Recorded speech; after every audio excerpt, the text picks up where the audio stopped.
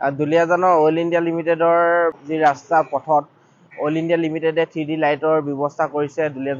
দুলীয়াজানখন সুন্দৰ কৰি ৰখাত অইল ইণ্ডিয়া লিমিটেডে যথেষ্ট কষ্ট কৰিছে। খুব ভাল লাগিছে, আমাৰ আদৰণি জনাইছোঁ গোটেই পদক্ষেপটো। কিন্তু সমান্তৰালভাৱে আমাৰ দুলীয়াজানৰ যি মূল পথছোৱা টিপলিঙৰ পৰা ষ্টেচনৰ যিটো পথছোৱা আছিলে তেওঁলোকে নিৰ্মাণ কৰি আছিলে। এই যে মূল পথছোৱা 2 বছৰ ধৰি নিৰ্মাণ কাৰ্য চলাই আছে, তেওঁলোকে সম্পূৰ্ণ কৰিব পৰা নাই। অইল ইণ্ডিয়া লিমিটেড কিন্তু ব্যৰ্থ হৈছে। মূল পথছোৱা আছে, মূল পথছোৱা নিৰ্মাণ কৰিব লাগে আৰু আন যিবোৰ সমস্যা আছে সমস্যাবোৰ সমাধান কৰিব লাগে।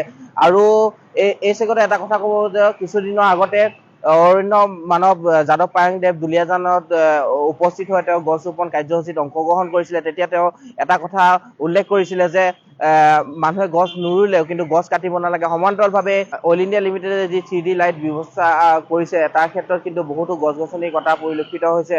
আমি অইল ইণ্ডিয়া লিমিটেডক এটা আহ্বান জনাব বিচাৰিছোঁ যে যদিহে প্ৰকৃতি ৰক্ষা কৰিব আছে কিন্তু গছ গছনি কটা ৰোধ কৰিব লাগিব, প্ৰকৃতি সেউজীয়া কৰি ৰাখিব লাগিব, দুলীয়াজানখন সুন্দৰ কৰি ৰাখিব লাগিব, সমান্তৰালভাৱে গছ গছনি ৰোপণ কৰিব লাগিব। আমি অইল ইণ্ডিয়া লিমিটেডক এইটো আহ্বান জনাব বিচাৰিছোঁ।